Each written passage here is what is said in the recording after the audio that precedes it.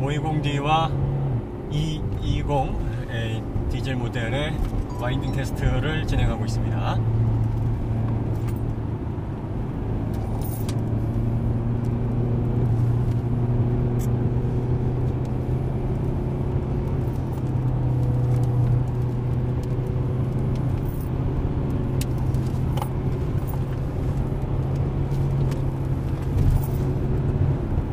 드라이브니까 잘 잡는구나.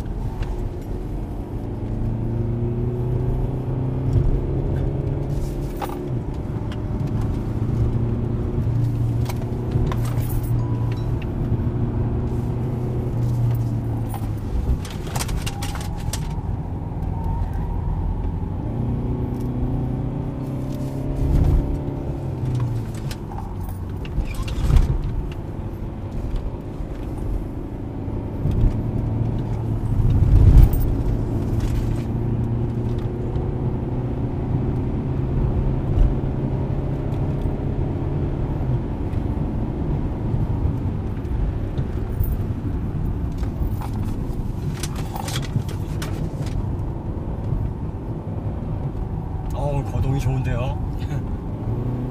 이게 벤츠 맞나요? 예전에 이 클래스가 아닙니다. 밸런스 상당히 좋고요. 서스펜션의 담력이 굉장히 기민해졌어요. 지금 520D는 엑스드라이브거든요.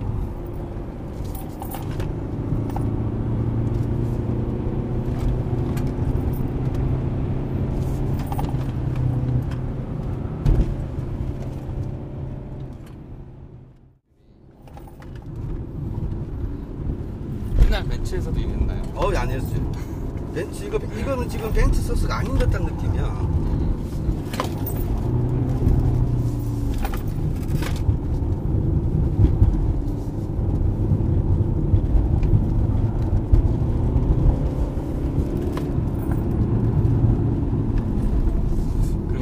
예전 이 클래스로 이렇게 못 달려요. 이거 엄청 잘 달리는 거야.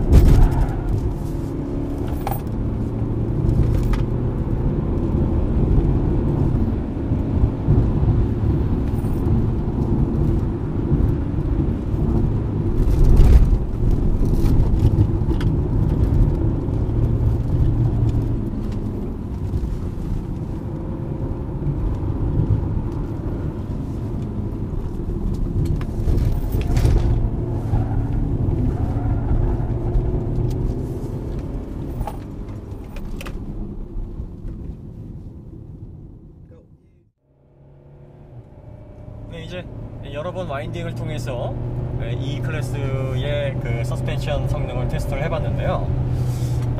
한계치가 굉장히 높아지긴 했네요. 예, 맞습니다. 생각보다 한계치가 굉장히 높아졌어요. 이전에 이 클래스의 둔탁한 움직임이 몰라보게 기민해졌고, 또 코너링 포스도 상당히 높아졌습니다. 그 예전 이 클래스는 잠깐만요. 예전 이 클래스는 그냥 우아한 세단이었어요. 네. 근데 지금 얘는 나름 꽤 잘 달려요.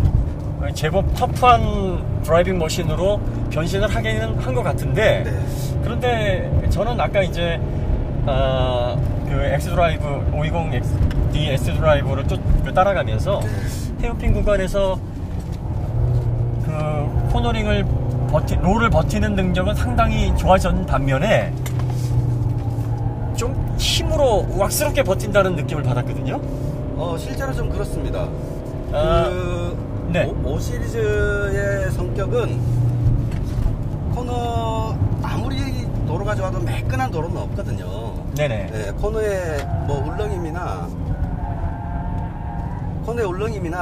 이런 거를 그냥 잘 좋아해서 따라 나가는 반면에 얘 같은 경우는 이 정도면 적당한 서스펜션이야 라고 좀 자기 주장이 강한 네. 예, 그런 느낌입니다. 분명한 건 일반 사용자들 거 와인딩에 익숙하지 않은 분들은 그 차이점을 이제는 느끼지 못할 만큼 5 시리즈의 운동 성능에 다가간 건 사실이에요. 맞습니다. 그 한계 가까이 가기 전에는 그 차이를 못 느끼세요. 예, 근데 와인딩을 조금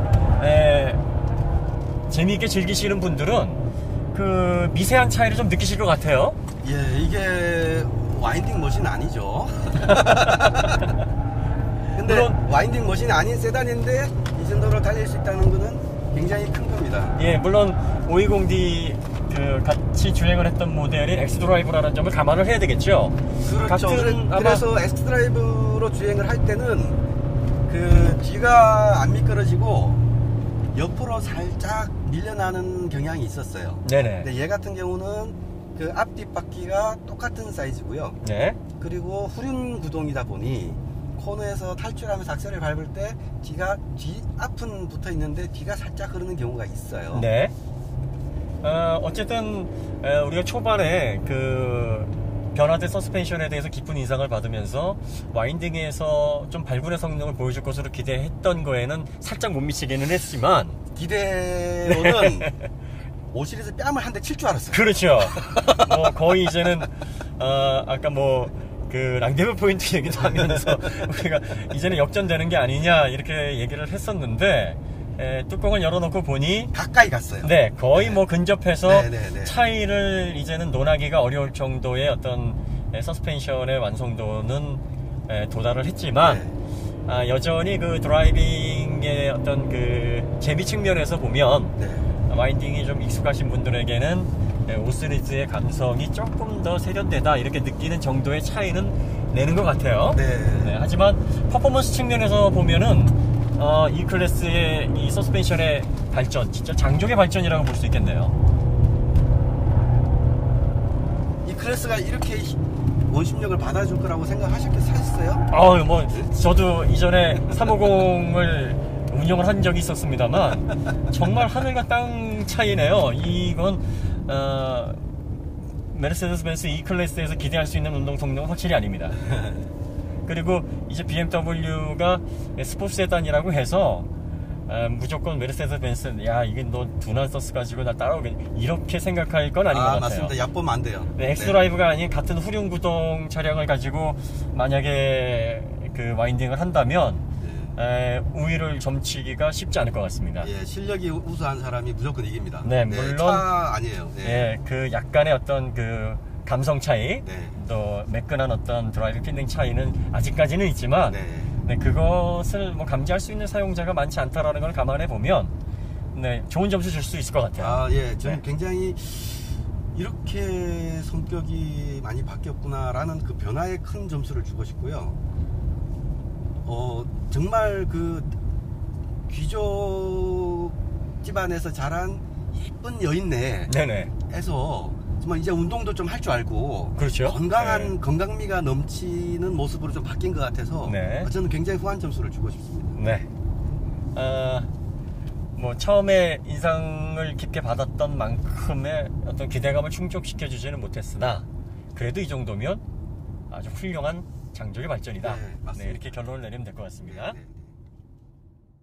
오늘도 변함없이 이 차의 시승차의 차주이신 본인 소개를 좀 해주시죠. 네, 안녕하세요. 저는 윤종혁이라고 합니다. 네, 반갑습니다. 네, 반갑습니다. 네, 차 출고하신 지 얼마나 되셨죠? 현재 2달 정도 된 것 같습니다. 키로수는 지금 한 2000 후반대 정도 주행을 했습니다. 길들이기가 이제 딱 끝나셨네요. 네, 맞아요. 재밌게 타고 다니실 시점인데 네. 이 차 출고하실 때 가격이 어느 정도 됐었죠? 신차 가격이 6,900만 원 정도로 했던 걸로 기억하고 있습니다. 네. 지금 이제 한 2달 정도 타고 다니셨는데 이 차를 선택하셔서 가장 좋았던 점 한 가지, 그리고 가장 아쉬웠던 점 한 가지를 꼽는다면 어떤 게 있을까요?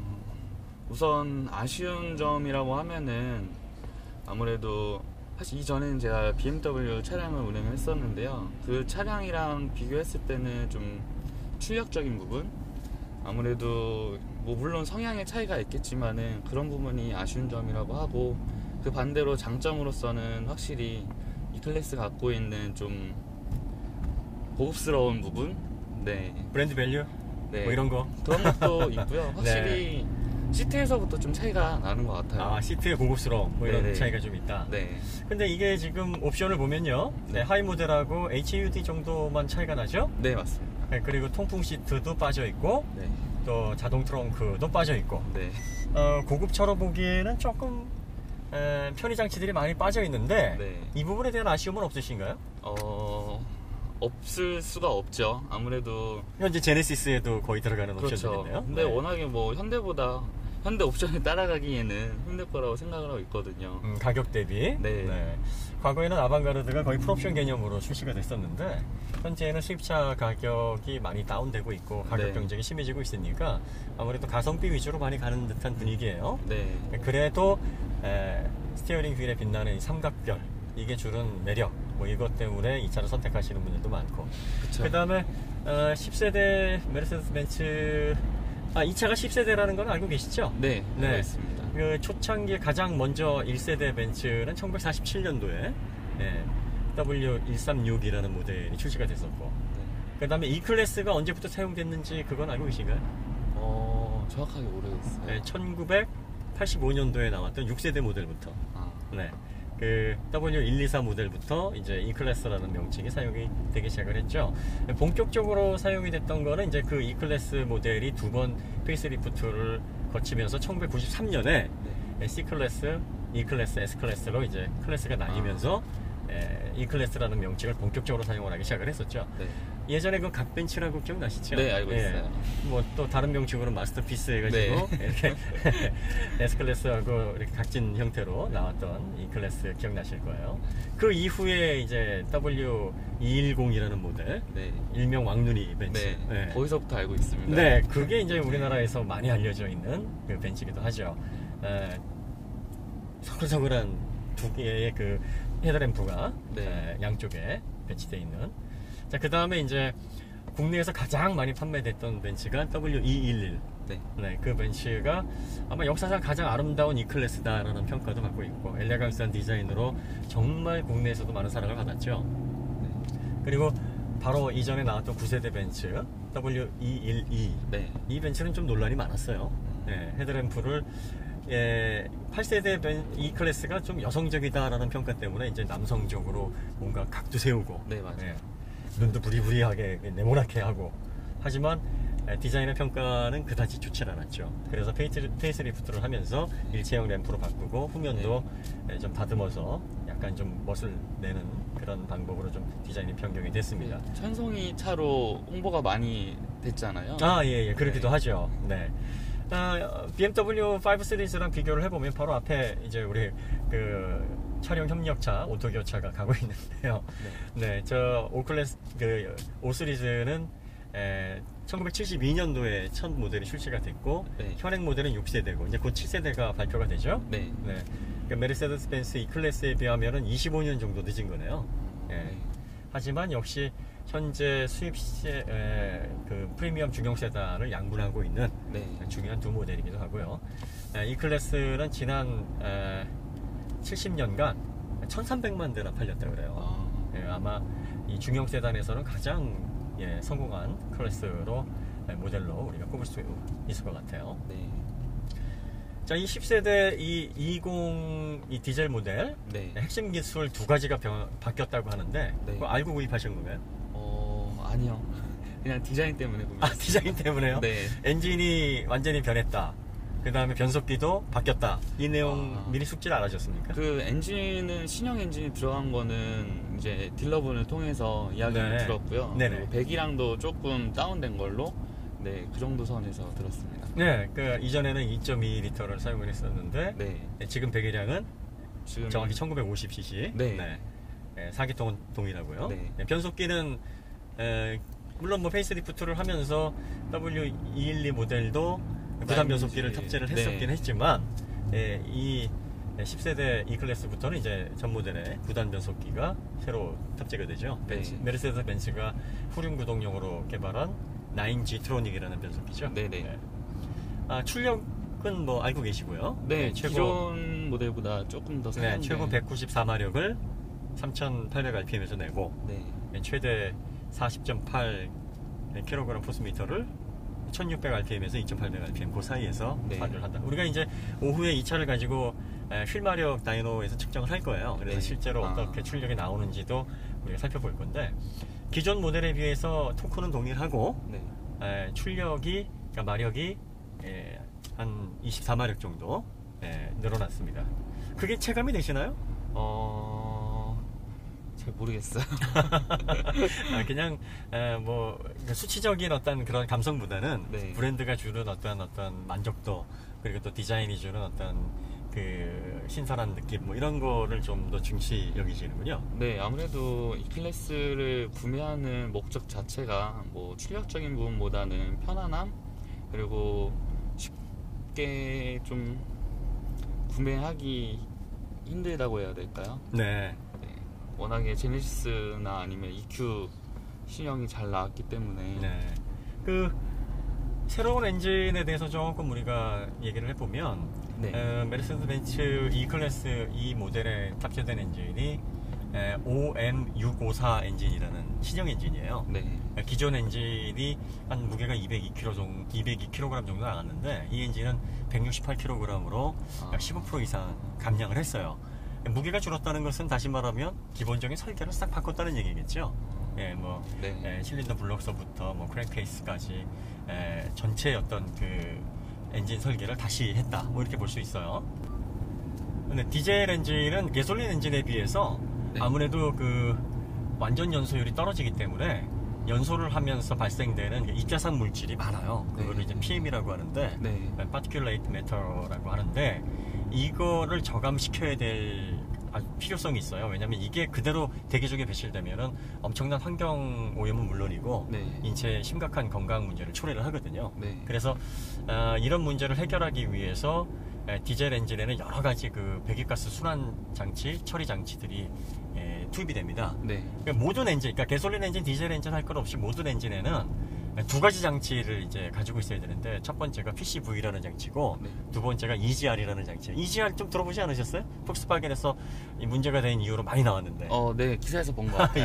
예. 네. 이그조스 가스 리서클레이션이라는 말인데, 네. 그러니까 이그조스 가스가 배기가스거든요. 네. 그거를 재순환시킨다는 얘기예요. 리서클레이션. 그러니까 배기 라인으로 가는 배기가스 중에 일부를 네. 다시 흡기 라인으로 돌리는 거예요. 네. 그냥 돌리는 게 아니라 쿨란트로 식힌 다음에 돌리게 되면 연소실의 압축 공기 온도를 떨어뜨리면서 연소 온도가 조금 떨어져요.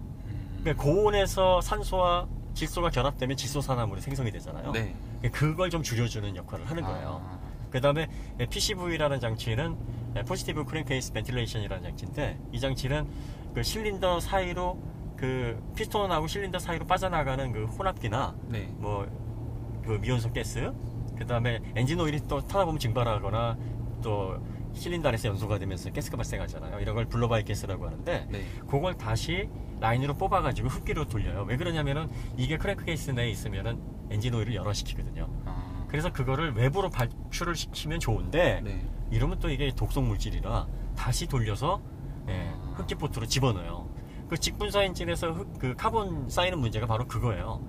그 PCV에서 블로바이 가스가 돌고 또 EGR로 배기가스가 재순환되고 그러다 보니까 흡기 포트에 계속 PM이 축적이 되는 거예요. 네.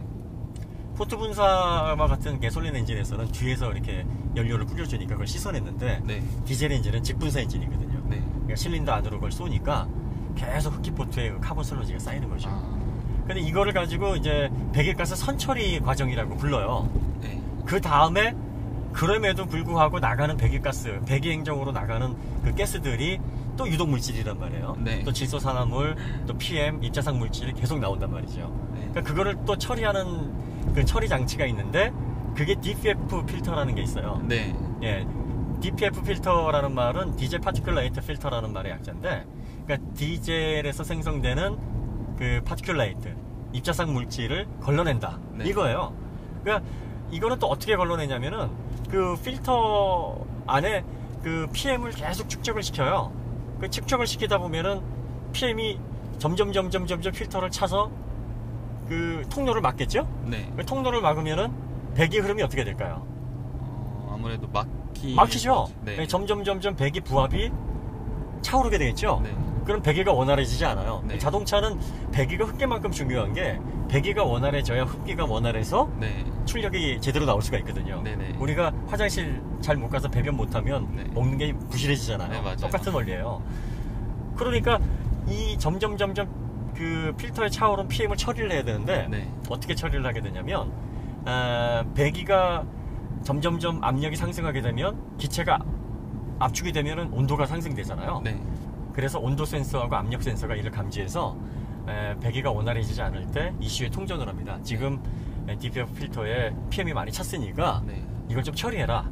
그러면 DPF 필터에서 그 센서들이 보내는 신호를 그 ECU가 받아서 연료 유닛에 명령을 해요. 네. 배기 행정에서 추가 연료를 분사를 해라. 그러면 추가 연료가 분사가 돼서 그게 배기 포트를 해가지고 배기 라인으로 들어갑니다. 네. 그럼 DPF 필터 쪽으로 들어가게 되면 이미 거기는 배기 부합 때문에 온도가 한 550도 정도 올라 있어요. 네. 근데 디젤은 한 550도 정도 온도가 오르면 자연 착화가 되거든요. 네. 그러면 거기에 도달했던 추가 연료 디젤은 그 온도와 압력 상황에 맞춰서 발화가 돼버리죠. 네. 그러면서 PM을 태우게 됩니다. 네. 그래서 계속 추가적으로 분사가 된 디젤이 PM을 다 태울 때까지 추가 배기 행정에서 분사를 하는 거예요. 네. 그래서 압력 센서가 이제 배기 부합이 다시 정상으로 돌아왔다. 네. 이런 신호가 잡히면 이제 그만해도 돼. 그래서 ECU에게 통전을 하면 다시 ECU가 배기 행정에서 그만 연료를 분사를 해라. 네. 이런 명령을 주고 더 이상은 이제 분사가 안 돼. 그래서 배기가 다시 원활해지는 네. 이런 과정을 계속 반복하게 되는 거예요. 자, 그럼 여기에서 DPF 필터의 배기 부합이 차게 되면 네. 뭐가 떨어져요? 아무래도 출력이 떨어지죠. 될 것 같아요. 아무래도 배기 효율이 원활하지 못하니까 흡기를 제대로 빨아들이기가 어렵겠죠. 네. 그러니까 출력 저하 문제가 생기고 아, PAB 차니까 무슨 문제가 생겨요? 그거를 연료를 추가 분사를 해서 태워야 되니까 연료 효율이 더 떨어지겠죠. 떨어지겠죠. 네. 그러니까 폴kswagen이 그 두 가지 문제를 보고 야, 이걸 어떻게 출력도 안 떨어뜨리고 연비도 잘 그 효율을 높이면서 네. 비용도 절약할 수 있는 방법이 없을까 이런 생각을 한 거예요. 아, 가장 좋은 방법이 뭐예요? 그 악덕업자들, 그 공장 그 주들이 산업 폐기물들 어떻게 처리를 하는 경우가 있습니까? 몰래 밤에 나와가지고 강에 버리고 바다에 버리고 이런 천인공노한 짓을 하거든요. 네. 이건 정말 악독한 짓이고 네. 정말 양아치 짓이에요. 네. 근데 그거를 폴kswagen에서 그렇게 한 거예요. 그러니까 평상시 실험실에서 인증을 받기 위해서 네. 일정한 회전수에 계속 배기압이 그 측정이 되면 네. 이 DPF 필터가 정상적으로 PM을 걸르고 또 찬 어떤 그 배기 부합을 빼내기 위해서 연료 분사를 하고 이 과정을 하게끔 만들어 놨다가 네. 이게 주행이 되면은 회전수가 계속 변하면서 기어 변속이 계속 이루어지잖아요. 네네. 그럼 ECU가 이건 주행하는 환경인데 하면서 알아채면서 DPF 필터의 동작을 정지시켜 버리는 거예요. 그러니까 소프트웨어에서 그렇게 하도록 치팅이 된 거죠. 네. 그러니까 쉽게 말하면 오수 처리장 만들고 리서클레이션 해가지고 리사이클 해가지고 환경을 지키겠다 하는 게 아니라 그냥 밤에 몰래 새벽에 나와서 강에다가 바다에다가 그냥 유독물질 버리는 그런 짓을 한 거예요. 네. 그러니까 어떻게 보면 우리 소비자들이 폴kswagen에서 재고 처리한다고 차량을 싸게 판다 이런 데 현혹되면 안 됩니다. 그러니까 기업이 도덕성을 상실했을 때 소비자들이 거기에 대한 응징을 해야 돼요. 네. 왜냐하면 환경이라는 문제는 정말 우리가 대를 이어서 지켜나가야 될 부분이고 네. 또 우리가 마땅히 도덕적으로 지켜나가야 될 책임이거든요. 네. 그러니까 그거를 도외시하는 업체에 대해서 우리는 면죄부를 주면 안 되죠. 네. 어쨌든 그렇게 DPF 필터가 그런 식으로 작동을 하는데 폴kswagen이 그런 식으로 이제 치팅을 했어요. 그러다 보니까 불똥이 어디로 튀었냐면 같은 그 유럽의 그 클린 디젤을 만들던 BMW, 벤츠, 르노, 푸조 이런 데로 튄 거예요. 네. 그러니까 이런 업체들이 와 이제 디젤 엔진 이거 어떻게 만들어야 돼? 네. 정말 고민에 빠지게 된 거죠. 네. 한마디로 말해서 폭스바겐 너 때문에 네, 맞아요. 이런 상황이 되는 거예요. 정말 너만 잘했어도 이렇게 우리가 새로운 엔진 만들면서 정말 머리 아프고 돈 많이 들고 엔지니어들 진짜 고생하지 않았을 텐데 이를 갈지도 몰라요. 그래서 메르세데스 벤츠가 OM 645 엔진을 만들면서 네. 환경 문제가 워낙 지금 이슈의 그 중심에 서 있고 네. 또 디젤 게이트 때문에 크게 되기 때문에 아예 그 새로운 엔진의 그 구조를 보면 네. 디젤 후처리 장치를 엔진에다 그냥 붙여버렸어요. 아. 그전에는 배기 라인에 따라서 DPF 필터 놓고 또 끝부분에다가 SCR 놓고 네. 그리고 EGR이나 그 PCV로 선처리하고 뭐 그런 방식으로 해가지고 이제 순차적으로 이루어지게 했는데 이제는 아예 엔진 유닛에다가 DOC하고 DPF를 붙여버렸어요. 그리고 네. DPF하고 SCR을 아예 통합을 시켜버렸습니다. 그러니까 여기서 그 DOC라는 거는 뭐냐면은 디젤 옥시데이션 카탈리스트라는 말인데 네. 쉽게 말하면 이 장치는 그 디젤 산화 촉매예요. 네. 어떤 역할을 하냐면 크게 세 가지 역할을 합니다. 첫 번째는 디젤이든 가솔린이든 연소를 하게 되면은 그 찌꺼기들이 나오는데 그게 탄소하고 탄화수소 찌꺼기들이 나와요. 네. 그러니까 가솔린이든 디젤이든 이 탄화수소, 석유는 탄화수소 혼합물이거든요. 근데 이런 것들이 실제로 대기에 방출이 되면은 이게 유독물질이에요. 네. 그러니까 이걸 처리를 해야 되는데 어떻게 처리를 해야 되냐면 산화, 태워서 없애는 거예요. 그러니까 그 DOC 내에 높은 열로 찌꺼기 그 탄화수소들을 태워서 첫 번째 탄소와 탄화수소를 저감시키는 거고 네. 그 탄소와 탄화수소를 저감시키면 당연히 연소율이 높아지니까 PM, 파티큘레이트 매터가 내려갑니다. 네. 이게 디젤에서 문제가 되는 PM이 저감이 되는데 이게 15에서 한 30% 정도가 줄어들어요. 네. 그 다음에 세 번째 역할이 고온에서 산소하고 질소가 합쳐지면 질소산화물이 되거든요. 네. 그 변형이 돼요. 근데 그 질소산화물에는 7가지가 있는데 그 중에서 촉매가 변환시키기 제일 좋은 형태가 NO2예요. 네. 그래서 질소산화물을 NO2로 바꿔주는 거예요. 네. 그 촉매가 변환해주는 거거든요. 그래서 요게 SCR에서 나중에 처리를 질소와 산소로 다시 무해한 기체로 분리할 수 있도록 네. 성질을 변화시켜주는 역할을 합니다. 자, 그런 식으로 해서 한번 걸러내주고 두 번째 DPF 필터 부분이 또 바로 밑에 붙는데요. 네. 그 DPF 필터는 아까 설명드렸듯이 디젤 파티큘레이트 필터인데 그러니까 PM을 그 걸러주고 그 PM이 가득 찼을 때 추가 연료를 분사해서 태워주는 네. 그래서 배기를 원활하게 다시 또 만들어주고 그런 식으로 해서 PM을 없애주는 건데 이걸 SCR이라는 장치랑 합쳤습니다.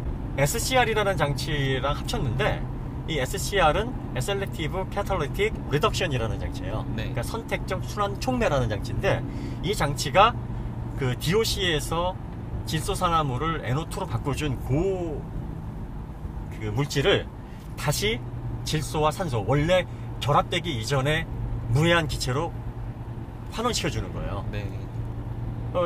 우리 대기 중에는 78%가 질소고 21%가 산소잖아요. 네. 이게 뭐 대기로 나가면은 무해하니까 이제 그거를 뭘로 이제 바꿔주냐면 요소수 아시죠? 네. 이 차도 이제 요소수 넣어야 돼요.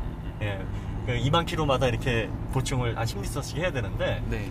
예, 요소수는 한마디로 말하면 비료예요. 요소 비료 많이 들어보셨죠? 암모니아. 네. 예, 암모니아가 한 38.1%인가 뭐 그렇게 해서 물하고 섞여서 희석한 물인데 이 물을 싹싹 뿌려주는 겁니다. 네. 근데 이 물 뿌려준다고 해가지고 질소산화물이 그러니까 NO2가 질소, 산소 이렇게 분리되는 게 아니라 그걸 또 바꿔주는 촉매가 필요해요. 그 촉매 물질이 백금이나 팔라듐을 사용하는데 그걸 통과하면서 요소수랑 결합을 해서 무해한 기체로 바뀌게 됩니다. 네. 그래서 최종적으로 나오는 그 배기가스는 거의 뭐 PM이라든지 질소산화물을 거의 걸러내서 청정한 그래서 인체에 무해하고 환경에 무해한 그런 그 배기를 이제 뿜어내는 거죠. 네. 자, 이 장치를 메르세데스 벤츠가 아예 그냥 엔진에다 다 붙여버린 거예요. 이제는 디젤 게이트가 터져서 네. 디젤 잘못 만들면은 회사 자체 존립이 문제가 되니까 네. 폴스바겐을 타잔시적 삼아서 야 아예 그냥 엔진에다 다 붙여버리자.